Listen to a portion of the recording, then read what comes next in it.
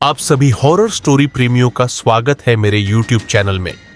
हमारे चैनल में आपके लिए रहस्यमयी, खौफनाक और अनसुना भूतिया कहानी आती रहेगी। इसलिए चैनल को सब्सक्राइब करें, वीडियो को लाइक करें और एक कमेंट करें ताकि हम आपके लिए ऐसी ही कहानी बनाते रहेंगे। तो आज की हमारी कहानी को शुरू करते हैं। जंगल की चौकी, रात का समय था।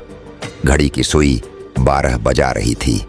उत्तर प्रदेश के एक छोटे से गांव के पास एक पुरानी पुलिस चौकी थी जो अब लगभग सुनसान पड़ी रहती थी।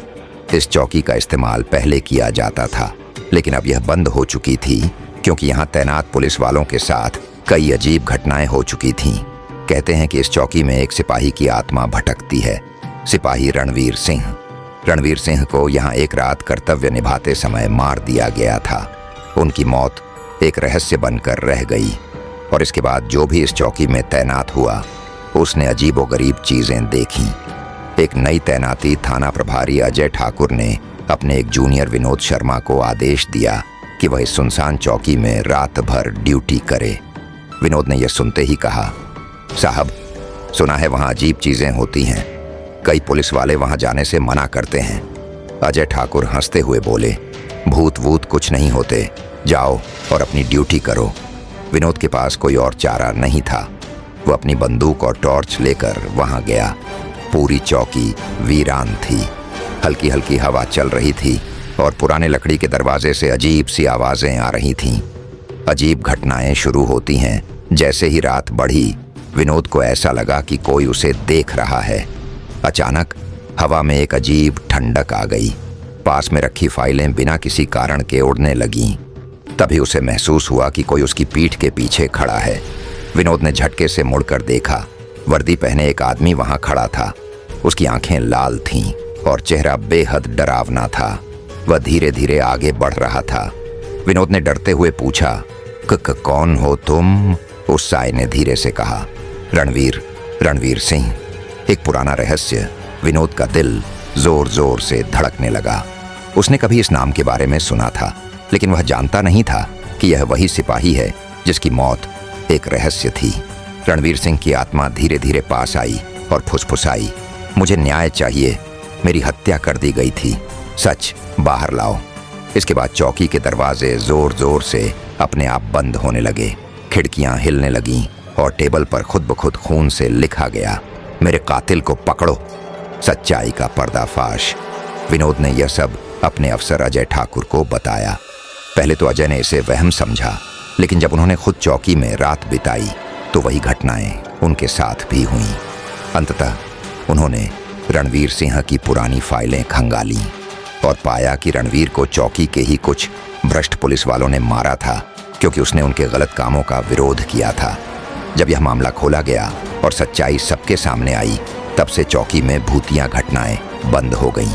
ऐसा माना जाता है कि रणवीर की आत्मा को आखिरकार शांति मिल गई। लेकिन क्या यह सच में खत्म हुआ?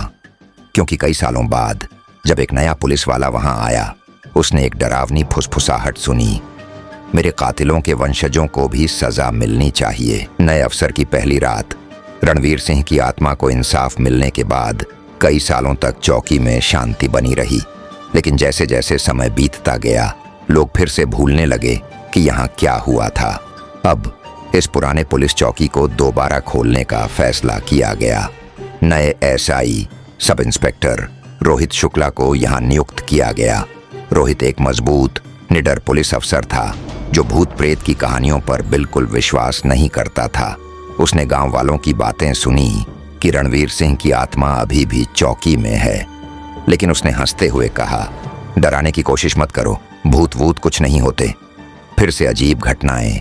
पहली ही रात जब रोहित अकेला चौकी में था, अजीब चीजें होने लगीं। मेज पर रखे कागज हवा में उड़ने लगे। खिड़कियां बिना किसी हवा के खुद ब खुद खुलने लगीं। एक पुरानी घड़ी जो बंद पड़ी थी, अचानक रात के 12 बजते ही चलने लगी। रोहित को हल्की बेचैनी हुई, लेकिन उसने इसे नजरअंदाज कर दिया। सफेद साया रात के करीब 2 बजे रोहित ने देखा कि चौकी के बाहर एक साया खड़ा था, वर्दी पहने हुए। उसने सोचा कि कोई सिपाही होगा, लेकिन जब उसने टॉर्च जलाकर देखा तो वह साया धीरे धीरे हवा में घुलने लगा। अचानक एक आवाज आई, श्राप अभी खत्म नहीं हुआ है। रोहित ने तुरंत बंदूक उठाई और बाहर भागा, लेकिन वहां कोई नहीं था।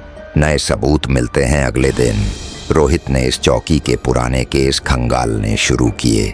तभी उसे एक फाइल मिली जिसमें रणवीर सिंह की हत्या से जुड़े और भी नाम थे, उन भ्रष्ट पुलिस वालों के वंशज जो अभी भी पुलिस विभाग में थे। अब उसे समझ आया कि रणवीर की आत्मा अब भी इस दुनिया में थी, क्योंकि उन सभी गुनहगारों को अभी तक सजा नहीं मिली थी। जंगल में छुपा रहस्य रोहित ने जांच शुरू की और पाया कि रणवीर सिंह की हत्या के बाद जिन लोगों ने उसे मारा था वे सभी एक एक करके रहस्यमय परिस्थितियों में मारे गए थे, लेकिन एक आदमी जिंदा बचा था, पूर्व पुलिस अफसर जगदीश यादव। गांव के बुजुर्गों ने बताया कि जगदीश यादव अब एक वीरान जंगल के पास रहता है, जहां कोई जाने की हिम्मत नहीं करता। रोहित ने तय किया कि वह खुद जाकर जगदीश यादव से पूछताछ करेगा, लेकिन क्या वह सुरक्षित वापस आ पाएगा? क्योंकि रात होते ही चौकी की दीवारों पर खून से लिखा मिल गया, मत जाना, वहां मौत इंतजार कर रही है। जंगल की ओर सफर।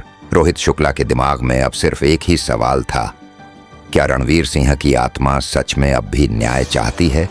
दीवारों पर खून से लिखी चेतावनी के बावजूद उसने फैसला किया कि वह जगदीश यादव से जरूर मिलेगा। अगले दिन रोहित अपने साथी सिपाही अरुण मिश्रा के साथ जंगल की ओर निकल पड़ा। गांव वालों ने उन्हें रोका और कहा, साहब वहां मत जाइए, जिसने भी उस जंगल में कदम रखा वह कभी वापस नहीं आया। लेकिन रोहित नहीं रुका। जंगल में पहला संकेत, जैसे ही वे जंगल के अंदर पहुंचे, माहौल अचानक बदलने लगा। तेज ठंडी हवा चलने लगी, जबकि बाहर गर्मी थी। चारों ओर अजीब सी फुसफुसाहटें सुनाई देने लगीं। अचानक पेड़ के तनों पर खून से रणवीर सिंह का नाम लिखा हुआ दिखा। अरुण ने घबरा कर कहा, साहब ये जगह सही नहीं लग रही। रोहित ने बंदूक कसकर पकड़ी और आगे बढ़ता रहा। वीरान झोपड़ी और रहस्य। आखिरकार उन्हें जंगल के बीचों बीच एक टूटी फूटी झोपड़ी दिखाई दी। झोपड़ी के अंदर जाने पर वहां एक बूढ़ा आदमी बैठा मिला, जगदीश यादव। उसके चेहरे पर डर था। उसने कांपते हुए कहा, तुम्हें यहां नहीं आना चाहिए था। रोहित ने सख्त लहजे में पूछा, रणवीर सिंह को किसने मारा था? सच बताओ। जगदीश की आंखों में आंसू आ गए। उसने कांपती आवाज में कहा, हमने उसे मार डाला था क्योंकि उसने हमारी गंदी करतूतें उजागर करने की धमकी दी थी, लेकिन उसके मरने के बाद हम में से कोई चैन से नहीं रह पाया। मौत की दस्तक। अचानक झोपड़ी के अंदर अंधेरा छा गया। बाहर से तेज हवा चलने लगी और दरवाजे खुद ब खुद बंद हो गए। तभी एक भारी आवाज गूंजी, जगदीश यादव, अब तेरा समय खत्म हुआ। रोहित और अरुण ने देखा कि झोपड़ी के कोने में एक सफेद धुंधली आकृति खड़ी थी, रणवीर सिंह की आत्मा। रणवीर ने गुस्से में कहा, अब तुझे भी वैसी ही मौत मिलेगी जैसी तूने मुझे दी थी। जगदीश यादव चीखने लगा, मुझे माफ कर दो। लेकिन अचानक उसकी गर्दन मुड़ गई और वह वहीं मर गया। क्या यह अंत है? जैसे ही जगदीश मरा, जंगल शांत हो गया। रणवीर सिंह की आत्मा ने रोहित की ओर देखा और धीरे से कहा, अब मुझे शांति मिल गई। और फिर वह धुआं बनकर हवा में गायब हो गया। रोहित और अरुण ने गांव वापस जाकर पूरी घटना की रिपोर्ट दी। इसके बाद पुरानी पुलिस चौकी को हमेशा के लिए बंद कर दिया गया। लेकिन कुछ सालों बाद एक रात जब एक राहगीर उसी जंगल के पास से गुजरा तो उसने सुना, जगदीश यादव तो मर गया, लेकिन जिनकी नसों में उसके खून की बूंदें हैं, उनका क्या? क्या रणवीर सिंह की आत्मा का बदला अब भी पूरा नहीं हुआ? यह श्राप अभी बाकी है। अजीब घटनाओं की वापसी। जगदीश यादव की मौत के बाद गांव वालों ने सोचा कि अब वह श्राप खत्म हो गया, लेकिन सच कुछ और ही था। 5 साल बाद एक नया पुलिस अफसर अभिषेक राठौर उसी पुराने थाने में तैनात हुआ। उसे इस जगह की भूतिया कहानियों पर यकीन नहीं था। अरे ये सब बकवास है, भूत प्रेत कुछ नहीं होते, उसने हंसते हुए अपने साथी सिपाहियों से कहा। लेकिन पहली रात जब वह अकेला चौकी में था, अजीब घटनाएं शुरू हो गईं। मेज पर रखी फाइलें अपने आप गिरने लगीं। घड़ी की सुई रात के 12 बजे अटक गई। एक कुर्सी अपने आप पीछे खिसकने लगी, जैसे कोई अदृश्य ताकत वहां बैठी हो। खून से लिखा संदेश। अभिषेक ने इन चीजों को नजरअंदाज किया, लेकिन अगली सुबह जब वह उठा तो चौकी की दीवारों पर खून से लिखा एक डरावना संदेश था। जगदीश मर चुका है, लेकिन उसके वंशज अभी भी जिंदा हैं। श्राप अभी खत्म नहीं हुआ। अभिषेक का दिल तेजी से धड़कने लगा। उसने फौरन गांव के बुजुर्गों से इस बारे में पूछा।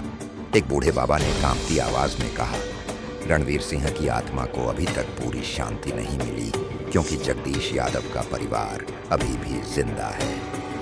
जगदीश का पोता, श्राप का अगला शिकार गांव में रह रहे संदीप यादव, जो जगदीश यादव का पोता था, उसे इन कहानियों पर कोई विश्वास नहीं था।